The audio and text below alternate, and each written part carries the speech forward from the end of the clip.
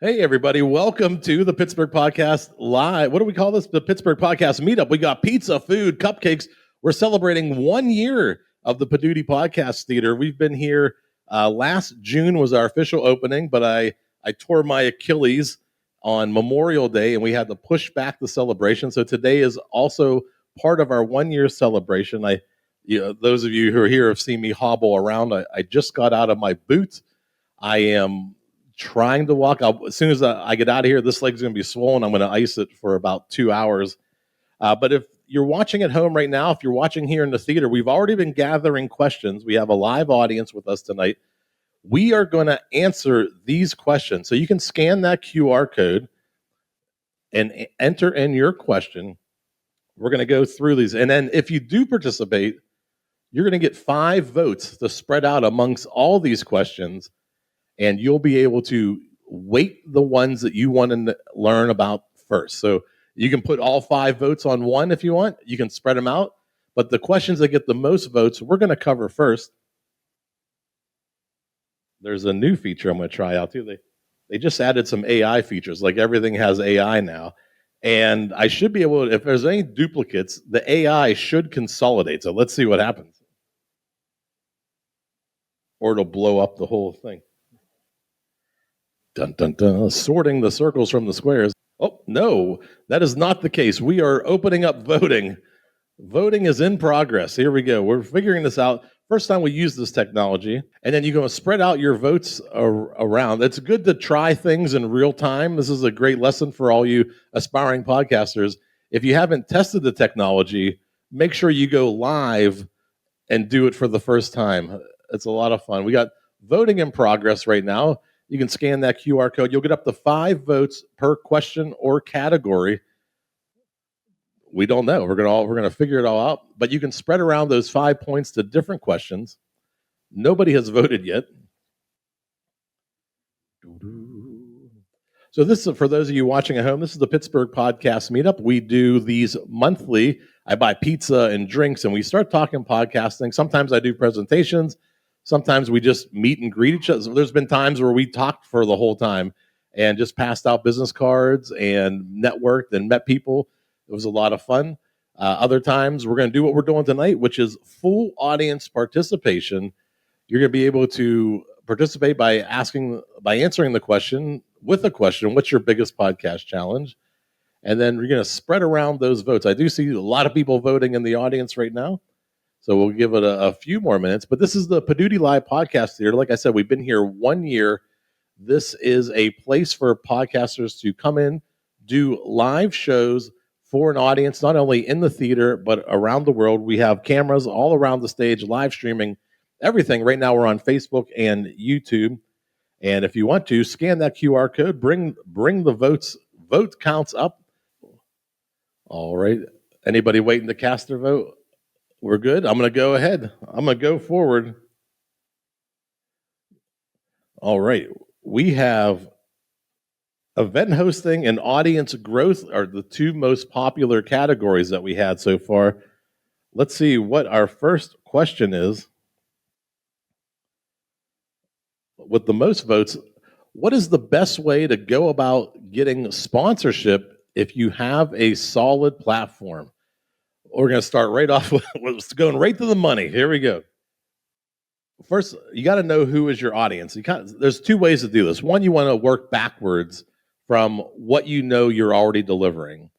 Now, when I talk about advertising, the general rate for podcast advertising is $20 to $25 per 1,000 downloads. And the reason I think that this model that I'm talking about live events and live podcasting, is a better model for podcasters is what you may not know is 90% of podcasts do not get 1,000 downloads per episode. So for 90% of people, the one carrot that all podcasters are chasing, they're all trying to get to host read ads. I want to do an ad. I want to read ads. I want to make money reading ads on my podcast.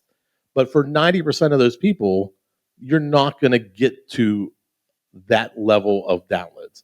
Now, that's not the only way to make money podcasting. You can have newsletters. You can have sponsorships, website packages. You can bundle things together to bring up the value of having a smaller audience. Some podcasts are their addressable audience may only be 500 people because it's some sort of B2B, it's some sort of corporate software. So 100 people downloading your podcast might be as good as an entertainment podcast getting 10,000 downloads. So one, you have to know your market. You have to understand what you're building and who are you building it for. And when you understand who you're building it for, then that's when you have an addressable audience that you can get sponsorships, get companies to sponsor. Now, when I say most people are trying to get to this host read ad, and they're not going to have the volume to get there. Let's say you do get 1,000 downloads, and you do get $20 per episode. Your 1,000 downloads is about 2.5 cents per download. If you get $20, $25, it's about 2 to 2.5 cents per download is what a digital download is worth. And when we start to look at why are we looking at how much things are worth, we're doing that because we value everything by worth, right? A Kia is worth different than a Lamborghini, right? There's different values there. So it takes you 1,000 people to find your podcast online, download the episode, and for that, you'll get rewarded with about 2 cents per download. You'll make $20 for having 1,000 people listen to your show, or at least downloading it. You don't know if they're listening to it or not. Now, when I say that's very hard, it's hard to get to. 90% of podcasts aren't getting there. If you were to have a live show, live entertainment, and you sold 4 tickets at $10, right? The way the business model works is we split the door 50-50. Your 4 tickets made you $20. So the value for somebody coming out and seeing you is $10. That's 250 times more than a digital download. The value of you being here tonight is worth so much more than, people watching at home, than the people watching at home, or the people who are going to download this later as maybe a supplement to another episode that I'm doing. That's much more cheap. Does it sound more achievable that 4 friends or family members could get to your podcast? And when you start doing these live events, there's a whole level of credibility that shows up with you. When you start telling people, hey, my podcast is going to be on the main stage at the Poduty Podcast Theater next week, that the people who were just kind of friendly following you around, your family's like, oh, that's cute, you got a podcast, and then maybe you pull up their phone at Thanksgiving and you automatically subscribe them and they never listen. Some people know what I'm talking about. When you tell them you're going to do a live show on a main stage, your credibility skyrockets. So now you have people coming to see you. You have other ways to monetize that. There's merchandise, there's ticket sales, there's advertising on the ticket sales. You can do little sponsors, little boosts. You can do little things that tease up. We do BYOB tickets. So people sell their ticket and then they charge their friends to bring in beer or a wine or whatever. There's ways to tease up that value of that ticket. And for most people understand that a 20 people watching you is a great start. And that all from everything that you do on stage, everything else stems out from that. The credibility comes from that. The social shares come from that. More people are more likely to be engaged with you when you're in the community. So if you're looking for sponsorships, know the numbers. Understand that typical sponsorships are about $20 per 1,000 downloads.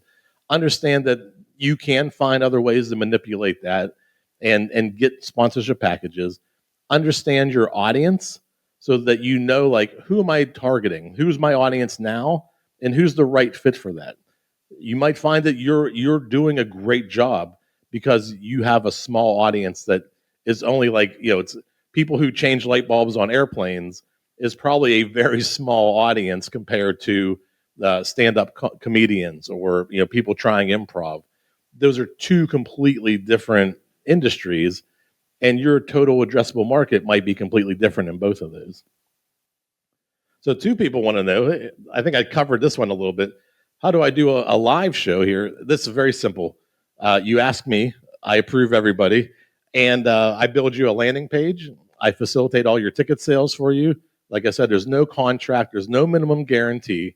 I record the show for you. I produce it for you. I give you back the recording.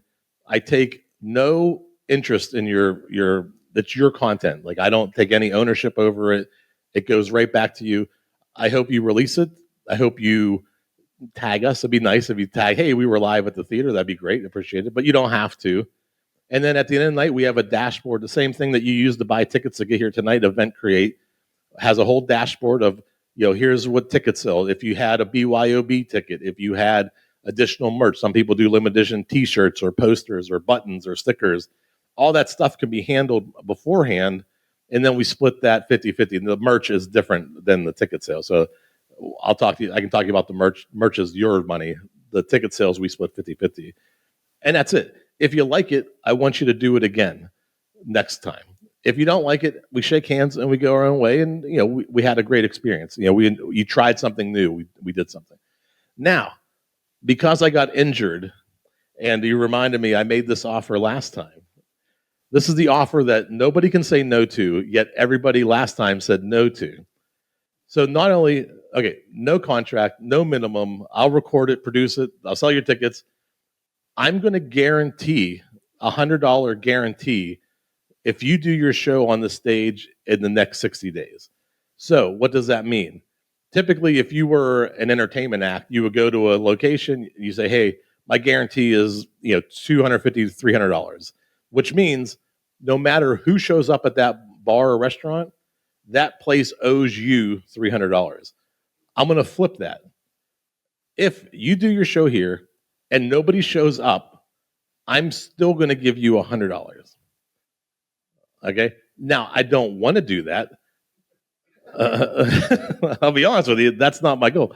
My goal was to help you develop an event that gets people in here to see you. So, but if it backfires completely, you still make $100 and you get a recording of your episode. Now, that's just to cover the first 100. If you sell 10 tickets at $10, you made the $100, we break even. If you don't, I'm going to cover the difference. That's my goal. I want to, because of my injury, we kind of been dormant through most of the summer. Fall's coming up. Things start to pick up again. I want to get this place firing on all cylinders. So if you want to know more about that offer, I'm still going to make it $100 guarantee to do a show on the stage. You can't say no, yet everybody says no. All right. I like it. Take my money. Oh, 2 people? Oh. Okay. Oh, okay. Can I pass the mic to you? I know, but people at home can't hear you. What are your ticket prices? Yeah, great question. So depends on the type of event that I typically say. This is like old school. First of all, like old school punk rock in the 80s. Tickets are $5-10 max. Virtual tickets are $5, right? If you're doing some sort of consulting or training or a seminar, like this stage is very versatile. I have podiums and you can see laptops can plug in. You could do slides and you could do, we've had a lot of realtors come through here. We've had a lot of B2B people come through here, consultants. If you want to do like an all day consulting event and your ticket's $100 to $200, that's an option too. And we'll talk about that split also slides at some point too. It's not always 50-50. If you're going to do a $200 ticket, at some point it's not fair for the house to take half of that. I didn't earn half of that. It might be like 60-40, 70-30, depending on the type of ticket or event. So that's all workable. But the initial offer, 50-50, and we shake hands. That's pretty much it. Did I answer the question right? Yeah, so I typically $5 to $10, and it depends on the type of event. All right. Hey, wait, how do we keep doing this? I keep answering the next question with the last question. So can the space be used for workshops and or fundraisers? So yeah, I train podcasting in here. So I do like I've done a 4-week program where I have you go from nothing to understanding everything you've ever wanted to ask about what is a podcast, all the way to doing a live show week 4 on the stage for your peers. So I've done it. I've had people do all day seminars. We have one. We do. Paul Mattingly does improv here. That's a 2-hour class. We've had like yoga instructors here. We've done all kinds of the whole space is very versatile, and we can do all kinds of different events. We did a great fundraiser probably this time last year where we had 4 local animal shelters come in and play 4 rounds of trivia. And the way that we divvied up, we raised like $800 in 90 minutes. And the first place team got 40% of the pot. And then every other charity got 20% of the pot, plus any kind of donations that came in. So everybody who participated walked away with something. And it was just a great time. The stage was crowded. I think each team was 4 people and there was 2 hosts. So that one got pretty crazy. Let's go over to what podcast hosting sites do you recommend for a beginner? I heard you guys talking about me already. I'm a Transistor guy. I started on Libsyn. I'm big on Pittsburgh. I love that Libsyn was in Pittsburgh, still is. One of the original podcast hosts. The founders of Libsyn have been to this event, and Libsyn just has become something more than what I'm looking for. They're very big into the advertising space now and kind of just pushing this ad model. Also, they haven't really scaled with technology. It's still $20 per podcast. If you want to start to do other things that you can do on other platforms, you can't do on Libsyn without going to like the $75 level. The thing that broke the back for me was I wanted to do ad insertion, dynamic ad insertion. So I wanted to like run a campaign. For October, I want to have these shows have this ad as a pre-roll. And to do that, you have to go to like $75 a month for the podcast, plus like $1 something. It was some ridiculous amount like per megabyte to re-render the show. It would have been like $300-$400, which was way more than I could have ever made in advertising. So other platforms, like the reason I went with Transistor is Transistor I think my package is around $50. It's unlimited podcasts, unlimited websites.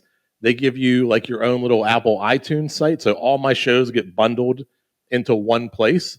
So all your shows like a network, you get your network page, you get stats, you get distribution. It's a great platform that's doing the things that you would think a platform would do. So yes, I will recommend Transistor, but there's other great ones. Buzzsprout has been around forever. I heard somebody mention Buzzsprout. Podbean is one. I'm not a big Spotify guy. Spotify for podcasters, it's an easy, low barrier entry. I think there's no cost to it. But then you're stuck. Like you're stuck in this platform. I've had my show taken down from Spotify. Spotify right now has this crazy AI bot running around deactivating any show with any kind of music. I gotta be prepared because my phone charger is being finicky, but yeah. Also, I did research when I was doing stuff for podcast hosting. Spotify also like the copyright. I can't quote it directly, but there's some copyright issues that I didn't agree with that when you host with them. Yeah, I'll tell you a little bit of my issue was I launched right before I got hurt in May. I launched a brand new show. It's like 20 weeks old. I'm 16 weeks into my recovery, so you can tell I just launched a show, and for each show I write a custom song for my guests, and each one gets I say, hey, welcome to the show, da da da da da da, ba ba ba ba. I always end in a question, and then I play the song, and it's custom for that person. The original trailer that I did, the trailer was like 2.5, 3 minutes maybe, but the song was like 50 seconds. And their AI flagged it as you're distributing music, not a podcast. And I said, who are you to determine what a podcast is? This is a podcast. I'm telling you, this is a podcast. It's an interview show. And the song was about it being an interview show. Like, this is the show where I'm interviewing people. And I went back and forth. I finally made a LinkedIn post, tagged Spotify. It got some traction. And the next day, hey, your show's been reinstated. So I did nothing wrong. I had the copyright to the music. I had paid for the music. And their AI, and that's not just a problem that I'm having. Other people in this room may have had takedown notices from Spotify for not copyright reasons. Just they're like, hey, we don't agree that your show meets our standards, and that's a problem. With Transistor was right from that start. When I went to Transistor, like, hey, there's a problem with my feed. It's not getting accepted by Spotify. Transistor, because I'm hosting with Transistor, I'm their customer.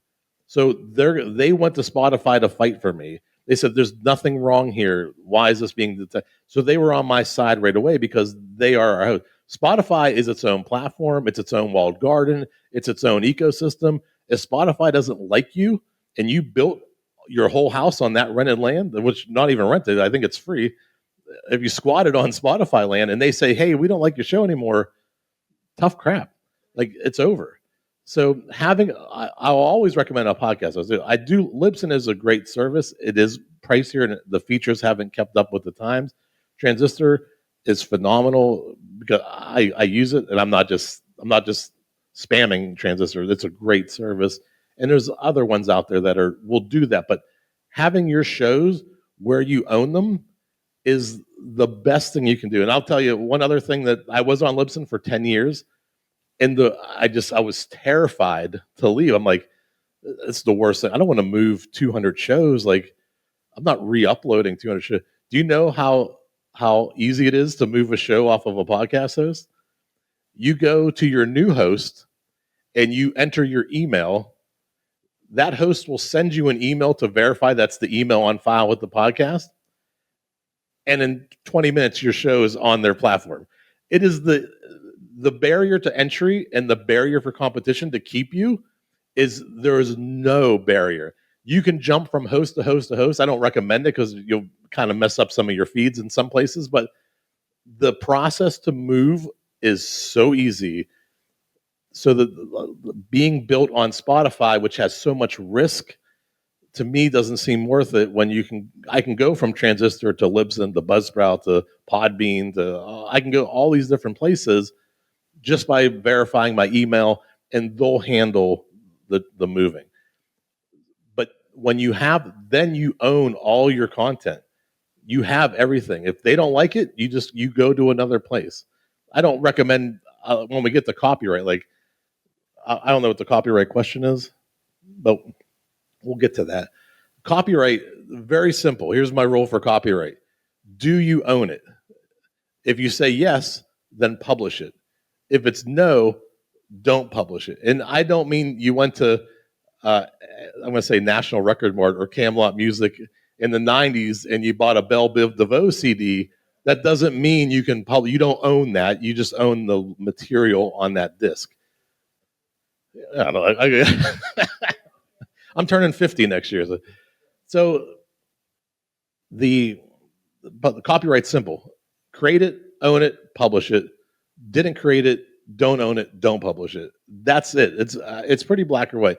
Don't try to skirt the law. So from last week, Gateway to the Unknown, he had that wonderful introduction to his podcast on that song.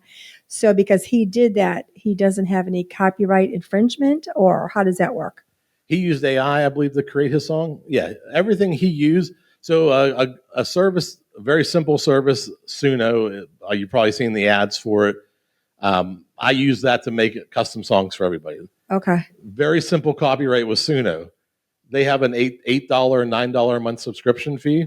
Okay. If you pay the $8 a month subscription fee while you make the song, you have copyright to that song. Okay. If you made that song on their free program, because you get like 50 credits a day to make free songs, you can make all the free songs you want. You do not have any copyright. Okay. So if you want to use AI in that regard, Suno's a really good platform, very simple. What's it called? Suno, SUNO.ai or .com. Okay. Suno. Okay. So building audience, right? Everyone's going to talk about social media. More importantly, is a mail list, is building up an email list.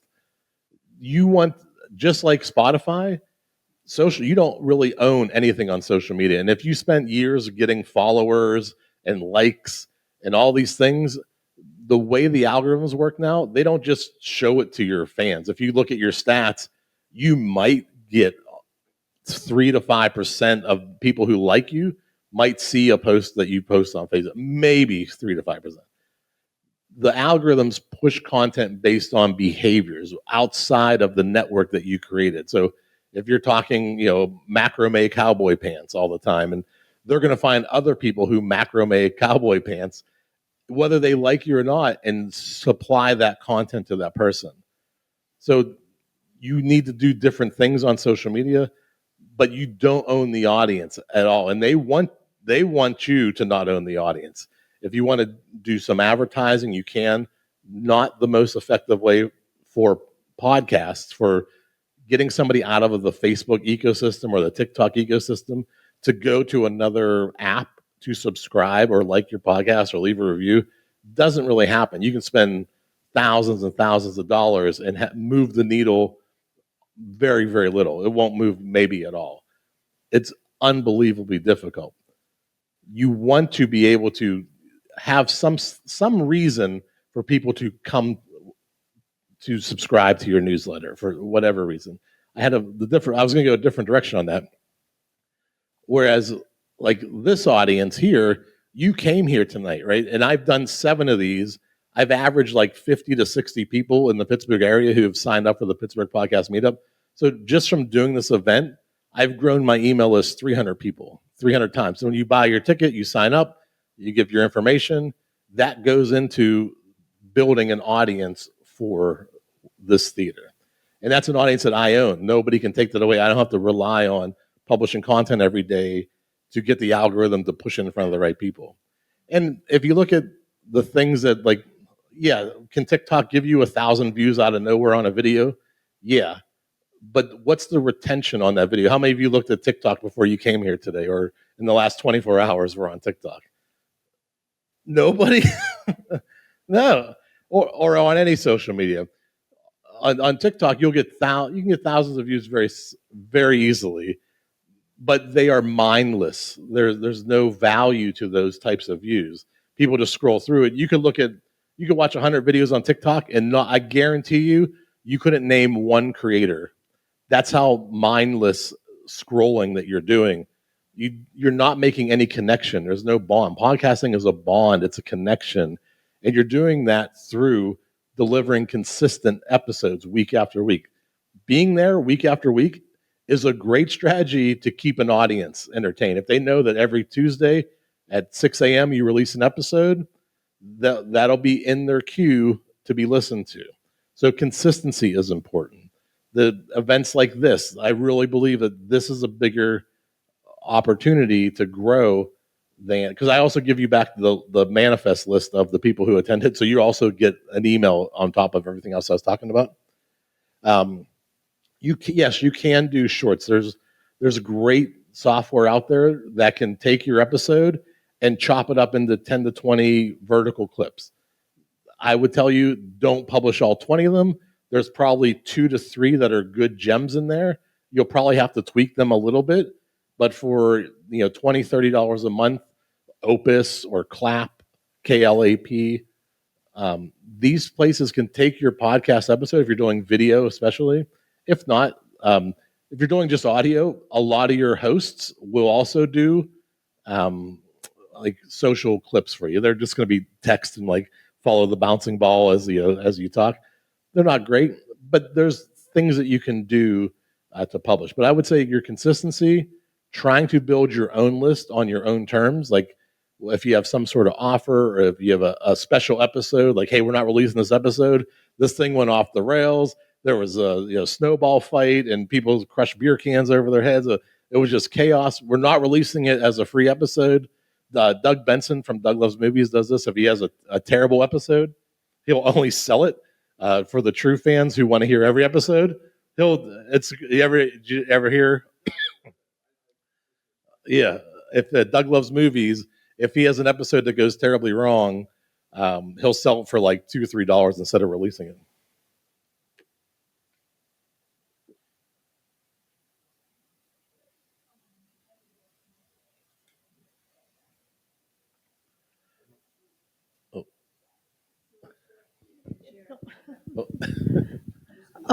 So I had to go back at my old messages to find the conversation.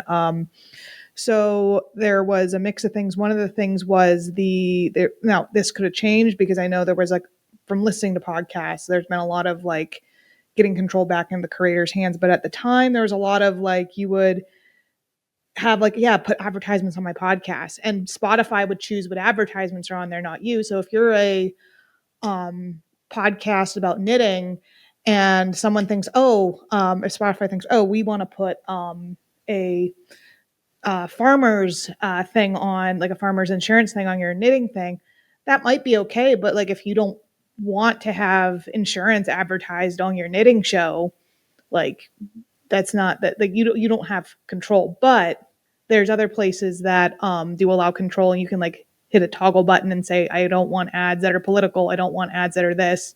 And then they can like pick the ads that fit you a little better. But I think Spotify, you had less control on that, at least at the time when I did the research a year ago.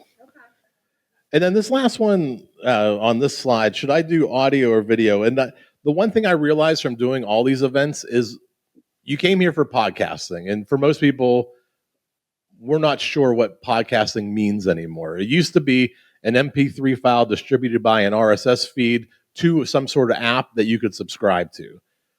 Over the last 7 years, with YouTube trying to get into podcasting, with Spotify video trying to get, this area has gotten muddied. So the reason I planted this question was because I can understand if you haven't done a podcast yet, all of a sudden you came here and you're hearing an idea that's much bigger than an audio podcast. You're hearing video podcasts. You're hearing live performance podcasts. You're hearing live streaming podcasts, recording podcasts. So the most important thing to do with your podcast is capture audio. That's numero uno, goal number one. And the reason is, when you do make the transition to video, your video doesn't have to be spectacular. But if your video or if your audio is trash, you're going to lose retention so fast. Even though podcasting definition has ballooned, like there's so many different things that people call podcasting. Some people only publish to YouTube. I'm still an old guy who would say that's probably not a podcast, but they call it a podcast on YouTube. The audio is still the most important thing, hands down, no matter if you're going to do an audio or video podcast. So focus on the audio, work in video. Video is a key component of podcasting, especially for an event like this. If I was going to use this as a supplement episode, I still have good audio. I have the video backup, and I can clip this into different things. I'm building an asset from one performance. So my one audio performance of answering your questions today also has this video element that I can use in a myriad of ways. Did I laugh because I said myriad? Legal issues. Who answered? Who? 5 votes. So who cast all 5 votes on the legal issues? Copyright materials and or reading. I know the reading. Some podcasts, there's all these books that go into the public domain every year. They're how old? 75 to 100 years old. I don't know what the range is. Once certain things enter the public domain in certain ways, you have access to recreate them as your own. Now, there's things that you have to be careful about, like Mortimer Mouse, the original Mickey Mouse, has gone into the public domain. That doesn't give you the right to start doing Mickey Mouse content, but that original character is now public domain. So I wouldn't touch that because it's Disney and they'll find 30 different ways to slow you down. But like the great works, great novels, these things go into the public domain and they're there for you to use, to utilize. So that's something that you don't have to worry about copyright if you're borrowing from the public domain. But if you don't own it and you didn't create it, don't publish it. That's the rule. All right, start one. How do you start one on a budget and the best technology and the best equipment to work with? So one of the things I stress when I do my classes, I try to take away as much technology as I can. And I'll tell you why. You probably have enough right now to do some sort of base level episode. You can probably record something in your house right now without buying any additional equipment. You have headsets with microphones. Please don't use those old earbuds that have the microphone on but you have enough tech. Your phone can do it. And the reason why I say don't stress about all this other stuff at this point, there are free tools. One, you can record into Audacity, right? Audacity is a free recording tool. You can record on your computer. All you need is a microphone. You probably already have a microphone. So if you can get your voice into Audacity through a USB microphone, through a lapel, through an old headset, a gaming headset, you now have a way to capture audio. Capturing audio is all you need to do to get started. Start there. The other things will come. You'll figure out like, oh, why did I say 33 times and the hisses and the popping? I'm popping. I get too close to the microphone. Those things, there's a lot of technique to talking into a microphone. You'll learn these things, and you'll learn them faster if you do your own editing. Because when you have to edit out 100 ums and uhs and whats and you'll become a better speaker in the public. You'll talk better. You'll say things more precisely because you're doing the editing. The most important thing to do is build a process that you can repeat week after week. I guarantee you, for everybody who started their first show, they spent 6 to 10 months thinking about what the show was going to be. They putzed around with different ideas. And then finally, they recorded it. They spent the next week figuring out how to edit it.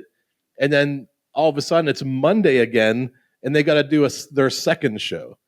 So and you hear about pod fading all the time. People do a show, and they get burned out, and they get tired. They don't understand. Some people spend months building up the technology and the setup and building a home studio and the right thing. Start with the process that you can repeat week after week after week. You'll do the other things in time, just like any other hobby. Like you don't. What's that one mountain in Yellowstone that everybody like free climbs? Was it El Capitan? You don't just go to El Capitan and climb it, right? You train for years. You build strength. You understand body weight and positioning. You will do that through podcasting. And now that tools like Adobe Podcast Beta is a free tool, you can upload your audio without even knowing anything. That will remove all the background noise in your recording. So now you have a crystal clear recording. If you want to enhance the audio, it'll do that for you. If you want to, if you're having an interview podcast and you're talking like this into the microphone and everybody can hear you, and your guest is like this talking over here, there's a free program called Levelator. Levelator will bring up the person talking over here. It'll increase their voice, and it'll bring down my voice. So now I have crystal clear audio for a free tool. I've leveled the audio, so I don't sound real loud. Then my guest sounds real loud. And then I don't sound real loud. You've probably heard podcasts where they're just so loud, and then they're so quiet. And then if you're trying to hear the rest of the words, you don't know what's going on. And then the host comes back on. It's like, hey, everybody, what's going on? Levelator will handle that for you. So do you need to be so technical right out of the gate? No. You can get clean audio. You can get leveled audio with free tools right now. So think about what you want to create, what you're building, and what you can do to repeat that week after week after week. How was that? Was that a good answer? I felt good about that. Oh, we're flying through these questions. What resources exist to help one learn sound design and proper recording technique? Start with the process, repeat it. These things will come in time. If you're just starting, don't worry about this as much. There are tools to get you to the starting line. But if you can reduce background noise, there's a thing called a noise gate. A noise gate, if you're just having a recording in your room, like right now, if you're quiet, you can hear the fan, right? You can hear some chairs rattling every once in a while. A noise gate is like a level of decibel that the microphone will not start recording until sound is above that decibel. So using a noise gate you'll never hear that. You'll probably not hear the train. I'm pretty sure you don't hear the train when the train comes past. But the room noise the microphone will not open until the sound gets above that level. So a noise gate, just learning what that is you'll very quickly get better audio. If you use Levelator, just throw a WAV file, which is an audio file, into that, your audio is leveled. So now you have clean audio you recorded, and then you can level the whole show in 35 seconds. Pretty good. Everybody likes free tools. Guest management, best way to accommodate and take care of talent and guests, and how do you find interesting? These are two great questions. I've built all three of my shows. I built on Google Calendar. Google Calendar now has a free scheduling built into it. So if you set up your Google Calendar with the dates and times you're available to record, you can now give people links to your Google Calendar only for whatever you created. So like I record my guest tonight on Tuesdays from 6 to 9 only. If you don't want to do that, well, we can't work together. But that's my time for my guest tonight. I give them the link. They only see my Google Calendar from 6 to 9 if it's available or not, and they can do it. There's other services you can pay for, like Calendly, and all those other ones are like $20 a month. It's now free with Google Calendar. Now, once you approve them to be on your show, you give them your calendar link, you can pre-fill that response of the calendar invite with all the things that are necessary to be on the show. Quiet environment, wear headphones. This is the link to record. All these things now get emailed to them and then sent on their calendar. So a free tool using Google Calendar is an incredible way to manage your guests. How do you find interesting guests? I use Podmatch a lot. I use Matchmaker.fm, Facebook Marketplace, Facebook groups. If you search hashtag be a guest, hashtag find a guest on Facebook, you will have enough guests to book up 30 to 50 shows if you do a couple groups. They're really ridiculous. Those seem to be the best referrals. I get a lot of referrals like, hey, you should interview my mom. Well, we got last one, file formats. What's the difference between an MP3 and an MP4? MP3 is an audio file. MP4 is a video file. The only one I mentioned different outside of this is if you do use Levelator wants a WAV file. So .wav, it's a Windows audio something. Yeah, it's a big file. But you can use a WAV file is the only other thing you would use. So MP3 is what you would typically send to your podcast host. So if you do choose Transistor or Libsyn or Podbean, whenever you upload your file, you would upload an MP3 file. That becomes your podcast episode, and it notifies anybody who is subscribed that you have released a new MP3 file. MP4 is the video file that you would upload to YouTube. If you want to do a video portion of your podcast, you can upload an MP4 file. And I think that concludes this part of the show. Well, we want to thank everybody watching at home. We're going to continue the conversation here, so make sure next month you're here at the Poduty Podcast Theater. You only get an hour if you're sitting at home. We're going to go over to our producer, and she'll let us know when she cuts the feed. Thank you, everybody, for watching at home.